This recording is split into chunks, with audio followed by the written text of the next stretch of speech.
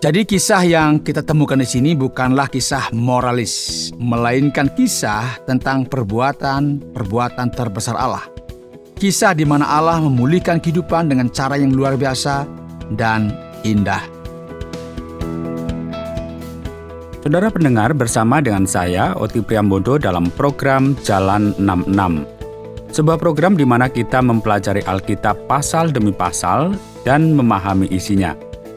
Bersama saya, ada Pak Yohanes sebagai narasumber kita. Dan hari ini kita akan mempelajari Kitab Yosua pasal yang kedua dengan tema Ketegangan dan Bahaya. Pada bagian ini kita menemukan agen rahasia dan seorang wanita bereputasi buruk dalam sebuah petualangan besar. Saudara, di mana kita menemukan iman yang sejati? Kontras dari bagian ini sungguh mengejutkan. Inilah sebuah contoh iman. Dan tahukah Anda bahwa iman memulihkan orang, apapun situasinya? Mari, saya mengundang Anda untuk mengikuti pelajaran kita kali ini. Saudara, terima kasih karena Anda selalu setia bersama dengan kami di program Jalan 66 dan tentu masih bersama dengan saya, Pendeta Yohanes, yang akan menerangkan, menjelaskan apa yang menjadi pelajaran-pelajaran yang kita baca dari Yosua. Yang saat ini kita akan masuk di Yosua pasal yang kedua. Saudara, silakan buka Alkitab, silakan lihat di Yosua pasal 2, dan kita akan memperhatikan bersama-sama dan saya akan menjelaskan bagi kita sehingga ini menjadi sesuatu yang akan memberkati kita pada hari ini. Saudara, ketika kita sampai di pasal 2 ini kita akan melihat bahwa bangsa Israel sudah siap berperang, itu di bawah komando Jenderal Yosua. Ya, boleh dikatakan demikian ya.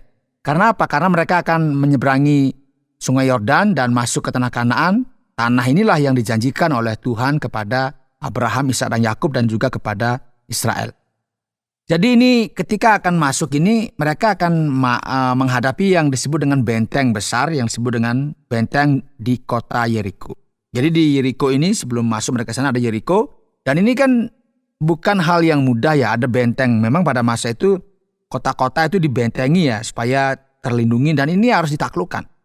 Jadi kita melihat di sini Yosua sebagai jenderal yang ahli strategi ini sudah membuat yang dinamakan dengan rencana yang begitu matang, strategi yang begitu matang, yang kita kenal mungkin sekarang kalau masa sekarang disebut dengan skenario geopolitik internasional. Ya, ini sesuatu yang bisa kita lihat. Ini mungkin ada semacam pengiriman intelijen, mata-mata gitu agen rahasia. Itu sudah ada sejak zaman dulu kalau kita lihat sekarang di film-film ada James Bond dengan agen 007. Wow, kita yang pernah nonton mungkin masih ingat ya. Jadi ini semacam mereka ini bagaimana caranya? Kan ini kan memasuki wilayah orang dan itu nggak mudah, saudara. Dan itu taruhannya nyawa. Jadi Yosua sebagai jenderal, sebagai pemimpin komando, jadi dia harus mengatur strategi dengan orang-orang yang dipilih untuk bagaimana caranya. Nah, kalau kita membaca di bagian ini, kita akan melihat. Saudara, saya akan bacakan. Lalu Yosua bin Nun secara diam-diam mengutus 2 orang pengintai dari Sitim. Pergilah awasi negeri itu, katanya, terutama Yeriko. Maka pergilah mereka dan masuk ke rumah seorang pelacur bernama Rahab, lalu tinggal di sana. Raja Yeriko diberitahu, lihat, beberapa orang Israel telah datang ke sini malam ini untuk mengintai negeri itu. Maka Raja Yeriko mengirim pesan ini kepada Rahab. Bawalah orang-orang yang datang kepadamu dan masuk ke rumahmu karena mereka datang untuk memata-matai seluruh negeri. Saudara, seperti yang dapat kita lihat di sini, ini akan mengirimkan 2 agen rahasia atau intelijen.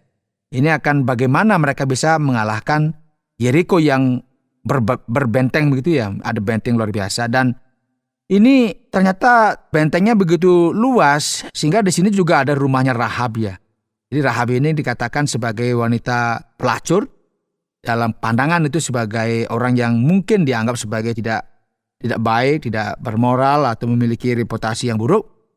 Dan mata-mata ini tinggal di situ. Namun sistem mata-mata Yeriko juga waspada. Dia tahu, rupanya ada orang asing yang masuk. Dia kirimlah pesan kepada raja. Kemudian raja beritahu kepada Rahab, tolong serahkan orang yang ada di rumahmu. Tapi kita lihat di sini ya. Tetapi perempuan itu telah membawa kedua orang itu dan menyembunyikannya. Ia berkata, memang orang-orang itu telah datang kepadaku, tetapi aku tidak tahu dari mana mereka. Dan ketika pintu gerbang hendak ditutup menjelang malam, maka keluarlah orang-orang itu. Aku tidak tahu kemana orang-orang itu pergi. Segeralah kejar mereka, tentulah kamu dapat menyusul mereka. Ya, tentunya ini strategi juga yang dilakukan oleh Rahab. Tapi kita tahu juga, dijelaskan, tetapi perempuan itu telah menyuruh keduanya naik ke suatu rumah dan menyembunyikan mereka di bawah timunan batang rami yang ditebarkan di atas soto itu. Maka pergilah orang-orang itu, mengejar mereka ke arah sungai Yordan ke tempat-tempat penyeberangan dan ditutuplah pintu gerbang. Segera sesudah pengejar-pengejar itu keluar. Saudara, kita perlu memahami di sini bahwa kota itu dikelilingi tembok. Pertahanannya cukup kuat. Ada pintu gerbang yang besar, selalu terkunci. Yang keluar masuk itu betul-betul diawasi. Ya mungkin kalau sekarang ada CCTV, ya mungkin dulu nggak ada, tetapi kan ada mata-mata. Nah, tentunya para pria ini dibantu secara mengejutkan. Kita tahu di sini oleh seorang perempuan yang sederhana di wilayah Palestina dengan atap yang berfungsi sebagai teras atau seperti itulah. Ketika mata-mata itu naik ke atas rumahnya, dia menyembunyikan mereka di bawah batang rami. Dan akhirnya menipu petugas yang datang untuk menggeledah rumahnya. Dan memberitahu bahwa ini sudah keluar ke mereka tadi, kejar saja.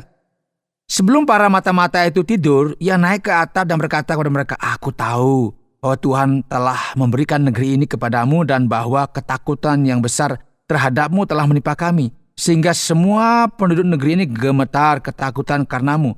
Kami telah mendengar bagaimana Tuhan mengeringkan air laut merah bagimu ketika kamu keluar dari Mesir, dan apa yang kamu lakukan terhadap Sihon dan Og, kedua raja orang Amori di sebelah timur sungai Yordan, yang telah kamu tumpah seluruhnya. Ketika kami mendengarnya, hati kami meleleh karena ketakutan, dan keberanian semua orang pun runtuh karenamu. Karena Tuhan Allahmu adalah Allah di sorga, di atas, dan di bumi di bawah. Sekarang bersumpahlah kepadaku demi Tuhan bahwa engkau akan menunjukkan kebaikan kepada keluargaku, karena aku telah menunjukkan kebaikan kepadamu. Berilah aku tanda yang pasti bahwa engkau akan menyelamatkan nyawa ayahku dan ibuku, saudara-saudaraku laki-laki dan perempuanku, dan semua orang yang menjadi milik mereka, dan bahwa engkau akan menyelamatkan kami dari maut. Saudara, nyawa kami ganti nyawamu. Ya, kata orang itu meyakinkannya. Jika engkau tidak memberitahu apa yang kami lakukan, kami akan memperlakukanmu dengan baik dan setia ketika Tuhan memberikan tanah ini kepada kami. Saudara, perhatikan, ini luar biasa ya. Rahab, wanita yang gak dianggap, tetapi dia paham semua. Dia mendengar semua tentang apa yang Allah kerjakan terhadap bangsa Israel. Dan dia sekarang memutuskan apa, saudara? Mempertaruhkan nyawanya untuk memberi perlindungan kepada mata-mata ini. Dan dia semacam bergaining begitu ya. Tolonglah kalau nanti kamu sudah menduduki kami, jangan diapa-apakan. Selamatkanlah kami, kan kami juga sudah berbuat baik kepadamu. Jadi perempuan ini tahu, saudara, bahwa yang memimpin, yang menyertai bangsa ini adalah Tuhan yang hebat, Tuhan yang luar biasa. Dan dia percaya pasti menang. Dan pastilah tempat ini akan ditaklukkan, karena itu dia semacam minta perlindungan. Dan dia sudah memberikan semacam pertolongan kepada kedua mata-mata ini agar jangan sampai kena masalah. Kemudian disambung, pergilah ke pegunungan supaya pengejar-pengejar itu jangan menemui kamu. Dan bersembunyilah di sana 3 hari lamanya sampai pengejar-pengejar itu pulang. Kemudian bolehlah kamu melanjutkan perjalananmu. Kedua orang itu berkata kepadanya, kami akan bebas dari sumpah kami ini kepadamu, yang telah kau suruh kami ikrarkan. Sesungguhnya apabila kami memasuki negeri ini, haruslah tali dari benang kirmisi ini kau ikat pada jendela tempat engkau menurunkan kami. Dan ayahmu, serta ibumu, saudara-saudaramu, serta seluruh kaum keluargamu kau kumpulkan di rumahmu. Siapa orang yang keluar nanti dari pintu rumahmu harus sendiri menanggung akibatnya, kalau darahnya tertumpah, dan kami tidak bersalah. Tetapi siapapun juga yang ada di dalam rumahmu, jika ada orang yang mencederainya, kamilah yang menanggung akibat pertumpahan darahnya. Tetapi jika engkau mengabarkan perkara kami ini, maka bebaslah kami dari sumpah kepadamu yang telah kau suruhkan kami ikrarkan. Cara kesepakatannya sudah selesai. Jadi mereka memutuskan apa yang menjadi tanda kalau mereka masuk menyerang begitu ya, itu disebut dengan tali kirmisi. Ada tanda, oh itu tali ada di jendela, oh berarti ini orangnya. Diberitakan semua jangan diserang, lindungi. Dan ini sesuatu yang sangat luar biasa saudara, bahwa ada kesepakatan yang benar-benar dilakukan di bagian ini. Dan Rahab tentunya dan keluarganya kita tahu dia terhindar dari kematian ketika terjadi invasi dari pasukan Israel yang sangat besar itu. Nah, sangat menarik saudara untuk mengamati bagaimana kontrasnya. Ini kita melihat semakin besar ya. Apa yang akan kita lihat dalam episode ini? Yang pertama bahwa kita punya seorang wanita yang sebelumnya tidak punya peluang untuk menjadi orang penting dalam budaya patriark Ibrani kuno. Dan sebaliknya, saudara, di sisi lain kita punya orang-orang Israel. Sejumlah pria dan pemimpin yang meragukan Tuhan. Dan bahkan para mata-mata meragukan mereka ketika mereka memata-matai, mereka nggak yakin akan menang. Kita punya perempuan Kanaan ini, yang merupakan bagian dari bangsa dengan perilaku keagamaan dan moral yang sangat rumit. Dan yang akan dibinasakan oleh penghakiman Tuhan. Namun perempuan ini tetap memiliki iman yang luar biasa. Ini saudara catat. Ia benar-benar bertindak dengan cara yang mengejutkan. Ia bereaksi dengan cara yang istimewa. Ia memiliki iman yang luar biasa. Dan di samping semua itu saudara, kita perlu memperhatikan fakta bahwa ia seorang pelacur. Dia tidak dihormati. Orang tidak menghargai dia. Tetapi saudara, kita lihat, ia menaruh seluruh iman dan kepercayaannya kepada Allah Israel. Sampai-sampai seperti yang bisa kita katakan, ia mempertaruhkan nyawanya sendiri. Ia membantu para mata-mata dari Israel agar mereka meninggalkan kota itu, bahkan diatur semua dengan cara supaya mereka jangan tertangkap. Bahkan ada kesepakatan akan diikatkan tali merah tua di jendela tempat di mana mereka dua mata-mata ini diturunkan. Dan diberikan nasihat, itu tinggallah di pegunungan selama 3 hari sampai yang mengejar itu kembali. Tidak ketemu begitu kembali. Tidak ada. Lalu kedua orang itu berangkat kembali. Mereka turun dari bukit-bukit, menyeberangi sungai, lalu datang kepada Yosua putra Nun dan menceritakan semua yang telah terjadi kepada mereka. Mereka berkata kepada Yosua, sesungguhnya Tuhan telah menyerahkan seluruh negeri ini ke dalam tangan kita. Seluruh bangsa gemetar ketakutan karena kita. Saudara, lagi kisah agen rahasia dan perempuan yang dikatakan tidak bermoral. Kita melihat kontras yang sangat besar. Ketika banyak orang dari kalangan Israel, dari pasukan Israel, para pemimpin penting dari antara bangsa itu yang telah menyaksikan dengan mata kepala mereka sendiri kuasa Tuhan, mujizat yang luar biasa ketika mereka keluar dari Mesir. Laut terbelah, ada mujizat. Ketika mereka melintasi padang gurun, Tuhan memberikan mana, air diberikan. Sebenarnya tidak ada alasan bagi mereka untuk tidak beriman kepada Allah. Tapi pertanyaannya kenapa mereka ragu ya? Nah ini kan mereka memiliki latar belakang agama yang luar biasa. Mereka dibimbing dalam bimbingan rohani yang tepat, begitu banyak mujizat. Banyak hal yang dia bisa tahu dan dia kenal. Tetapi kita lihat di sini saudara, wanita Kanaan, seorang pelacur, seorang kafir, nggak ngerti apa-apa, nggak tahu apa-apa, tapi dia bisa mengimani, bisa melihat bagaimana Allah bekerja dengan luar biasa. Dan dia menaruh imannya kepada Tuhan dan dia percaya bangsa ini akan menang. Dia percaya kepada apa yang dikatakan oleh Tuhan. Ini yang menurut saya, wow, luar biasa. Sedangkan bangsa yang tadi lihat semuanya ragu, saudara. Tapi wanita ini nggak ragu. Ini yang saya katakan sebagai sebuah hal yang mengejutkan bagi kita. Ada yang disebut dengan kepercayaan begitu tulus, begitu murni. Dia belum pernah melihat apa-apa, nggak pernah tahu ada mujizat. Di depan matanya nggak tahu, tetapi yang menakjubkan dia percaya. Ini yang menakjubkan. Aku percaya, aku dah mendengar. Belum pernah lihat loh, aku mendengar, tapi dia percaya. Ini yang membuat seharusnya kita berpikir saudara. Sungguh-sungguhkah kita mempercayai Tuhan? Sungguh-sungguhkah kita tidak meragukan dia? Sungguh-sungguhkah kita yakin bahwa Tuhan yang kita sembah adalah Allah yang Maha Kuasa? Kita belajar dari wanita ini, dia hanya mendengar saudara, tapi dia percaya bahwa apa yang diucapkan oleh Tuhan itu pasti terjadi. Yuk kita renungkan, kita pikirkan bagaimana kita. Kiranya Tuhan memberkati kita. Anda sedang mendengarkan Jalan 66 dalam rangkaian pembahasan Kitab Yosua pasal yang kedua yang telah dijelaskan oleh Pak Yohanes dengan tema ketegangan dan bahaya. Kita sampai pada sesi pertanyaan dan jawaban. Dan pertanyaan pertama adalah, mengapa Pak Yohanes Tuhan memberkati seorang pelacur, seorang wanita dengan reputasi yang begitu buruk? Bukankah ini terlalu berlebihan begitu? Nah, Pak Oti, ya ini memang sungguh mengejutkan ya ketika kita membaca bagian ini. Karena biasanya orang memiliki mentalitas atau cara berpikir tentang apa yang ada di dalam Alkitab.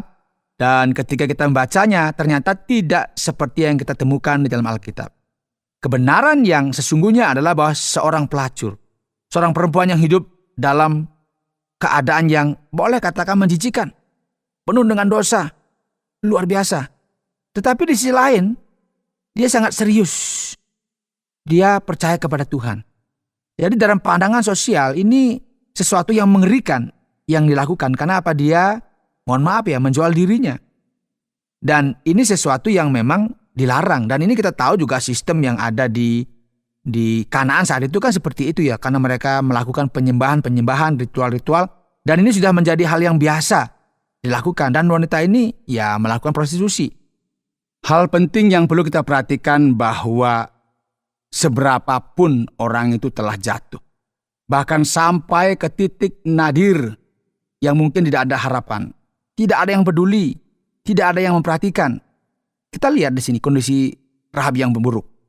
Dia seorang Kanaan, dia penyembah kepada ilah-ilah, seorang pelacur, tapi lihat bagaimana imannya kepada Tuhan.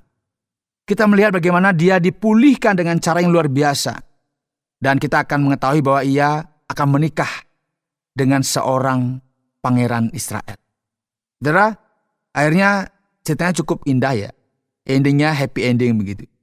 Ia adalah seorang perempuan yang berhasil keluar dari situasi yang mengerikan ini. Dan mereka sangat diberkati karena ia percaya kepada Tuhan dan menaruh seluruh kepercayaannya kepada Tuhan yang luar biasa. Jadi kisah yang kita temukan di sini yang Alkitab tulis bukanlah kisah moralis. Kisah ini adalah kisah tentang perbuatan-perbuatan besar yang dilakukan oleh Tuhan. Kisah di mana Tuhan memulihkan kehidupan dengan cara yang luar biasa dan sungguh-sungguh indah. Baik Pak Yohanes, jadi apakah ini berarti Tuhan menyetujui kebohongan di sini? Maksud saya di pasal yang kedua ayat yang keempat dan yang keenam, Rahab berbohong, dan ketika kita membaca kitab Yakobus yang telah kita pelajari sebelumnya, Yakobus pasal 2 ayat yang ke-25, Yakobus menegaskan sikapnya dalam kasus ini bahwa ia benar-benar berbohong. Apakah sikap ini terkutuk? Begini Pak Oti ya, hari ini kita harus semangat ya. Ketika ada pertanyaan-pertanyaan yang diajukan seperti tadi ini kan kita harus semangat untuk menjawab. Ya, mungkinkah Tuhan menyetujui kebohongan Rahab? Ini kan pertanyaannya. Ini berarti boleh dong berbohong. Nah, dalam hal ini, saudara, ada dua hal penting yang perlu kita renungkan. Apa itu? Yang pertama ya, kitab suci itu menceritakan apa yang terjadi, dan kita perlu memahami bahwa ketika Alkitab menceritakan apa yang terjadi, itu sedang menggambarkan sebuah kisah. Bukan berarti apa yang tertulis itu merupakan aturan yang berlaku bagi siapapun. Bukan seperti itu. Ya benar, Rahab berbohong. Memang benar Rahab menipu orang-orang yang diutus oleh raja. Ia mengirim mereka ke arah yang salah. Dan orang-orang ini, pengintai ini pergi ke tempat yang lain. Apa yang dikatakannya kepada mereka tidak benar. Dan kita tahu bahwa ia berhasil dengan kebohongannya. Tetapi Alkitab sama sekali tidak mengatakan bahwa Allah berkenan atau setuju dengan kebohongan. Bukan seperti itu. Dan bersamaan dengan ini, ya, Rahab bertindak berdasarkan pengetahuan dan terang yang ia miliki tentang apa yang benar dan tentang apa yang salah. Niatnya baik, tetapi caranya yang bukan yang terbaik. Jadi ini bukanlah bagian yang kita sebut sebagai hal yang normatif. Bagian yang tidak memberitahu kita bahwa inilah aturan. Cara kita seharusnya bertindak, tidak seperti itu. Kita telah menyebutkan bahwa Yakobus 2:25 itu juga mengatakan hal yang sama. Yakobus 2:25 memang mengatakan bahwa Allah memberkati Rahab. Tetapi yang tidak disebutkan dalam kitab suci adalah bahwa Allah memberkatinya karena kebohongannya. Dikatakan bahwa Allah memberkatinya karena ia menyembunyikan para mata-mata itu. Tetapi bukan karena ia menipu siapapun. Jadi Allah memberkati Rahab terlepas dari kesalahannya dan prosesnya dan karena kesalahan-kesalahannya. Hal yang sama juga terjadi pada kita, saudara ya. Saya kira bahwa kita pasti pernah melakukan hal-hal yang memang sulit kita hindari dan sebagainya.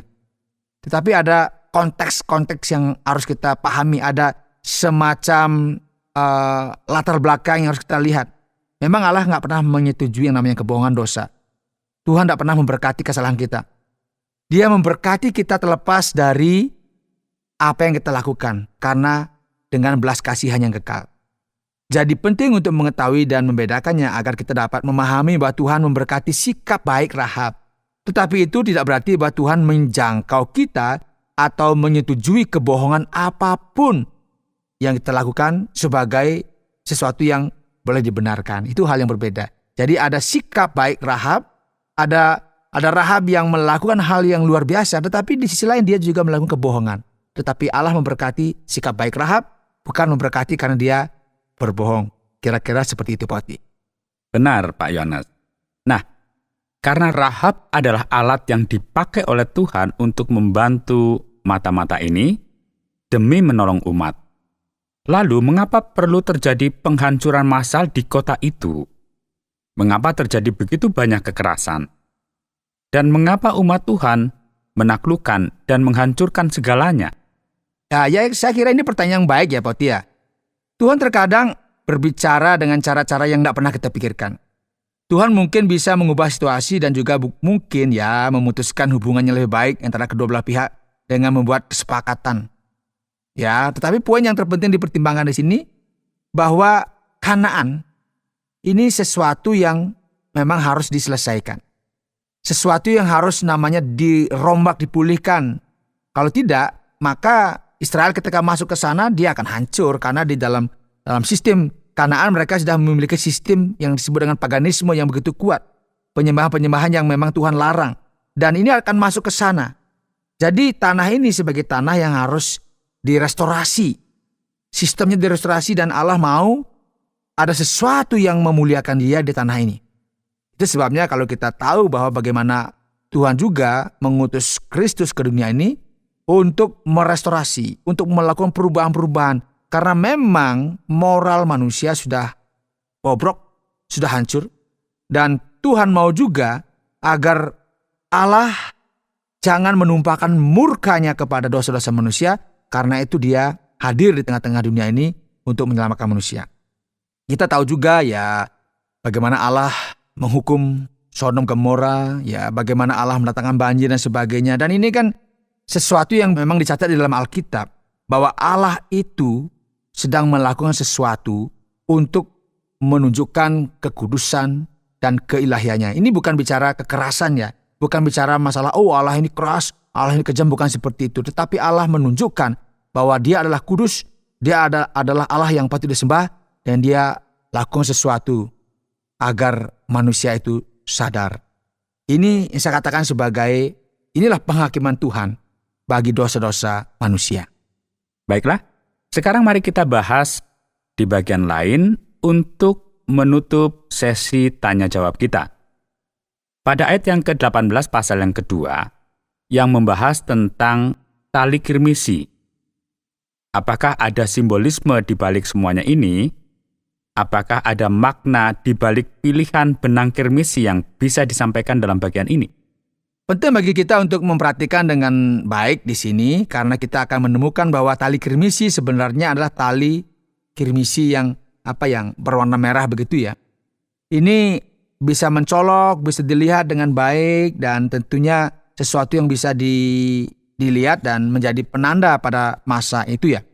Banyak orang memiliki persepsi dan gagasan yang berbeda terkait dengan hal ini, tetapi kenyataannya hal itu tidak berarti apa-apa dalam kitab suci. Ya, itu semacam tanda saja ya. Jadi memang banyak kecenderungan orang tuh mengkaitkan, wah itu tali kirmisi itu sama dengan darah Kristus sebagai garis merah dalam sejarah. Tapi nggak ada bukti yang mendukung terkait dengan hal ini.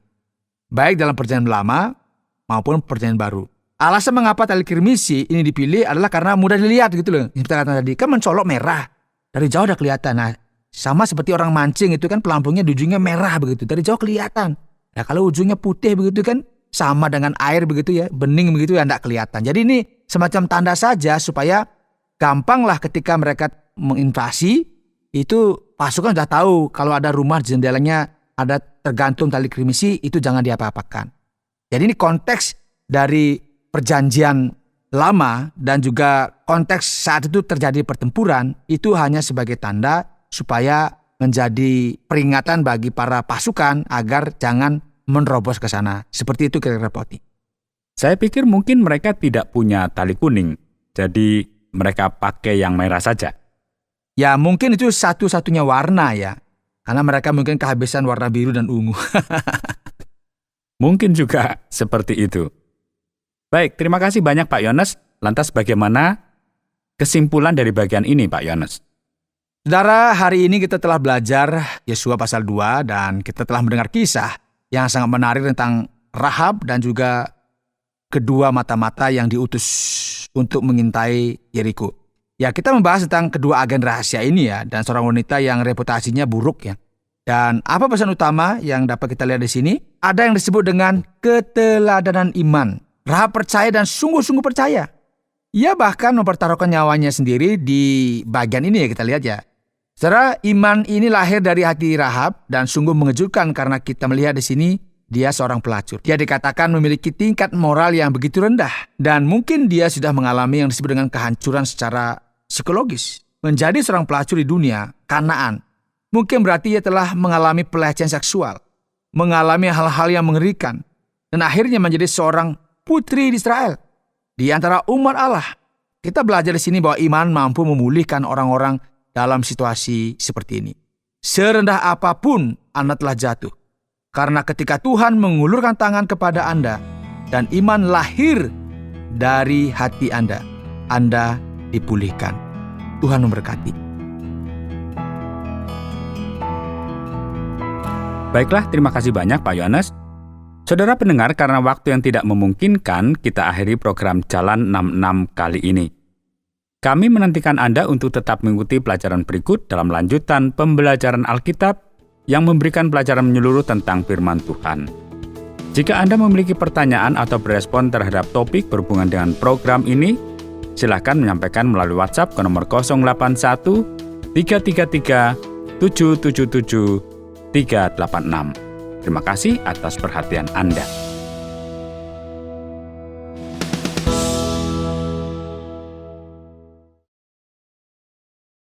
Terima kasih Anda sudah mengikuti program kami. Jika Anda diberkati, jangan lupa like, komen, dan share supaya Anda tidak ketinggalan setiap program terbaru kami. Jangan lupa juga untuk subscribe channelnya dan nyalakan loncengnya. Jika Anda ingin mendukung pelayanan kami, bisa melalui rekening kami berikut ini atau menghubungi kami di sini.